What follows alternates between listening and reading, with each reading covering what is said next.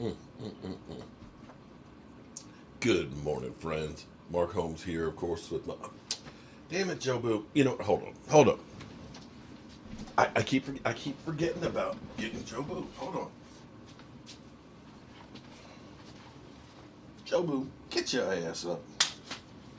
Get your ass back up here where you belong. Okay, jeez, damn.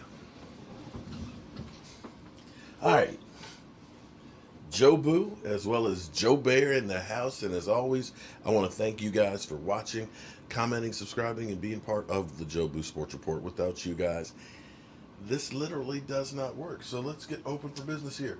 And let's wake up those football gods here on the second day of the off season. Man, I tell you what, things got lively for the first day of the offseason. I mean, we saw Pat Mahomes literally, he looked like he was ready to cry for his mama. We've heard Tom Brady talking about, kicking it back around again, trying to go for back to back. We had the Cowboys get the hype video up and somehow forget Dak Prescott, and Dak Prescott following the Washington football team and then not following the football team. Man, we had so much excitement that it was crazy. In fact, last night's live stream was lively as hell. And all this on the first day that I got back on keto. So I'm sitting here drinking my fat coffee. And man, this is good. I ain't gonna lie to you. If you have a few pounds that you need to lose too, and you're doing keto, or you'd like to try keto, or you'd like to find out more about keto, what I'm doing is now I'm getting back on keto. I'm going hardcore, okay? I was at 271.3 yesterday, the second highest I've ever been, and I need to get back down about 20 plus pounds down. Football season, I always gain weight because I'm eating chicken wings, pulled pork, and all that stuff. So it's time to get back in shape. So I'm working on that. So I will have a video a day about what I'm eating and how it's going and tips and things like that. So if you're into that, there's a whole playlist that we'll be doing. And basically, I'll take what I did yesterday and it'll be today's video. So, if you're interested, it's not for everybody. Some of you guys don't care about being a fat ass. That's cool. Some of you don't care about trying to take care of yourself. That's cool. That's on you. But if you do, check it out. Interesting thing. I try and give you guys a lot of knowledge and things and stuff that's going on, or at least different perspectives than what you may get from other people. Some people say you're a fraud, say you're an idiot, you don't know crap. And it's funny because Sunday during the Super Bowl, people were sending me saying, "Oh my God, Dak Prescott, excuse me, Dak Prescott had a second surgery. He had a second surgery. Did you know that?" It's like, yeah. We talked about that last Monday. And I said that, and people said, "You're a liar. You did not know. The news broke today. You didn't know shit." This, my friends, was last Monday night's live stream. When people say you're a liar, I will prove them wrong. I may not be right all the time, but I do not lie. And I'm not necessarily, the craziest thing, Mike, you know what the craziest thing I heard today was? What's that? They said, I'm trying to remember. Oh, they said we should trade Dak Prescott to Minnesota for Kirk Cousins and get 2 number ones on top of it. That's a joke. I was like, what? What? What? What have you been on? Now, I talked to somebody today. I can't reveal my sources, but they were saying about Dak's rehab is way ahead of schedule. Okay? That he's way ahead of schedule and stuff, that he's actually going to have more flexibility, that they went in and they actually cleaned out his ankles, that he actually had some things, floating around. I've got bone spurs, and I've got meniscus that's floating around my knee, and from time to time, it gets kind of wedged between the joint. I don't know if you've ever had, because when I described it to my orthopedist, I said, it's crazy. Sometimes I've got no pain in my knee, And other times it feels like I'm kneeling on a pencil or something. He said, well, he said, what happens is, he said, because your knee is so jacked up. I mean, literally, you know, you're screwed when you go to the doctor and he's looking at the X-rays of you and the scans. That's Okay, you true. know, they do the whole scan. You get in the tube here, boom, boom, boom, boom, boom, boom, boom, boom. You know, I mean, it's kind of crazy. Boom, boom, boom, boom. And it's like, man, is this thing about to collapse on me or what? And he looks at it and he's like, yeah. He looks at me and he says, your knee's fucked up. I can't believe you walked in here on this knee. It's like, yeah, I understand that. I can tell you it's fucked up. That's why I'm here. Okay. And I'm like, so from time to time, boy, do I talk on that long? Okay, that's some long storytelling. But that was actually, I knew about that last week. They went in and they did a second surgery. The first surgery went in to lock in the bones. Okay, you put the pins in and everything else, and they close it back up, and they wait some time to make sure that it's healed up, that there's no risk of infection, because that ultimately was the problem for Alex Smith. Was he ended up getting an infection between the bones and the joints and stuff, and which is why it ended up doing it. I had a flesh-eating bacteria in my knee, and had over the course of a week 3 different knee operations. They scoped it, they opened it up, and they impacted it, which basically means is we're not closing up the scar. And they went back in a couple days later to clean it out again, and it took 6 months for me rehabbing to get back to walking regular again. And so that was the problem with Alex Smith, and they want to make sure there's no infection, because the infection is where it gets worse. But what they did was they went back into it and they basically scoped it out, kind of like what they did for Amari Cooper at the end of the season. Let's clean it out, make sure everything moves and all that. So they're saying that it will be better than it was before. But I talked about that. So we cool with that. So here we are, day number 2 of the off season. 2 weeks from today, the 23rd, I think that's 2 weeks, you can begin naming franchise tag players. And you have 2 weeks of time to do that until the 9th of March. So if the Cowboys don't want to franchise tag Dak Prescott, they have 4 weeks. 4 weeks of time to sign him. Or they have 4 weeks of time to get a franchise tag on him, and until July 15th to get a long-term deal. But here's the thing. I don't keep wanting to pound it. People will say, well, you don't have the cash. Well, the salary cap's not going to be as bad as it was. But here's the thing.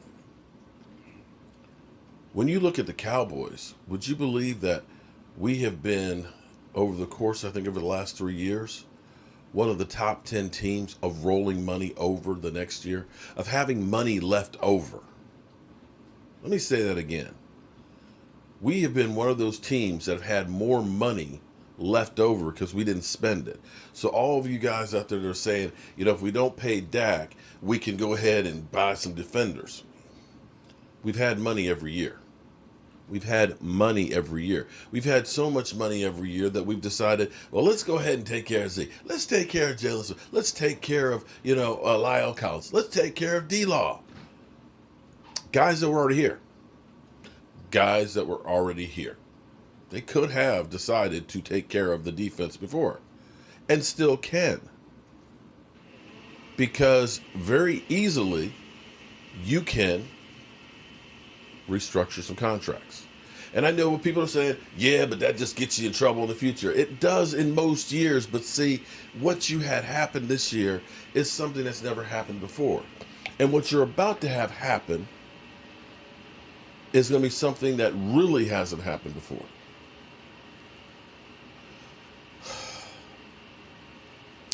The salary cap dropping because of the pandemic. It's not going to be held down forever. You're going to have pent up people wanting to go to games when they're able to go again. You're going to have people just like now. If you have vacation stock or money in vacations, yeah, it looks bad now. It's hitting rock bottom.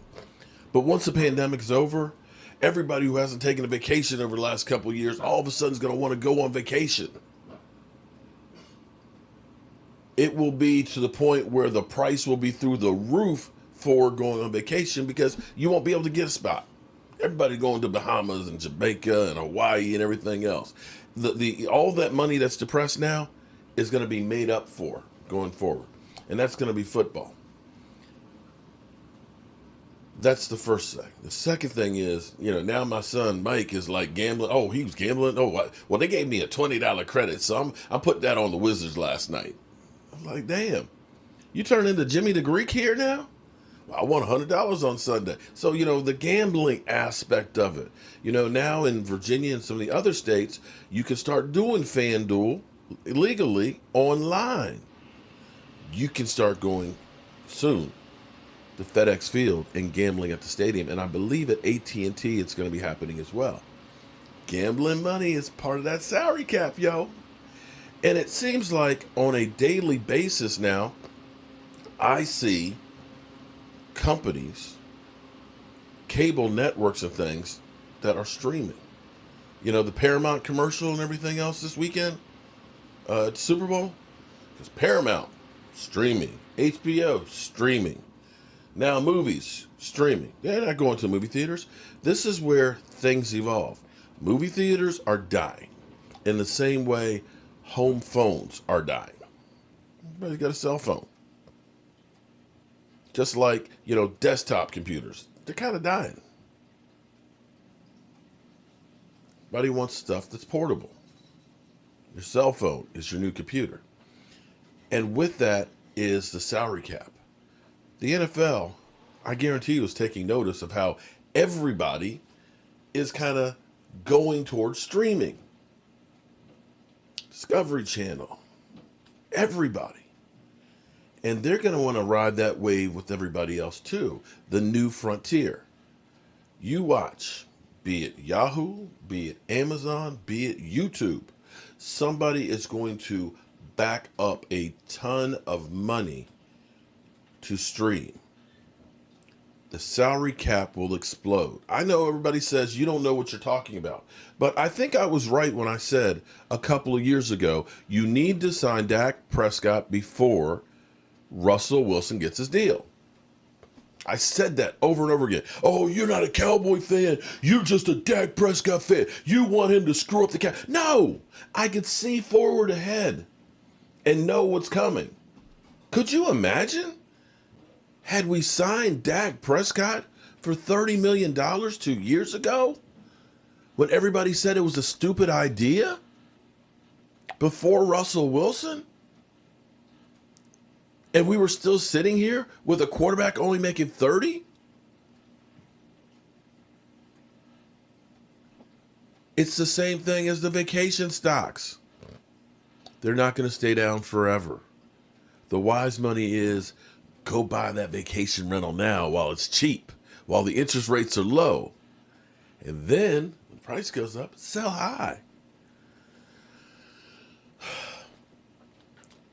And because of the situation you are in now, buy low, sell high. Guess what? There's a lot of teams out there right now that bought free agents high. They bought free agents high. And because of the economics, we're way over the salary cap.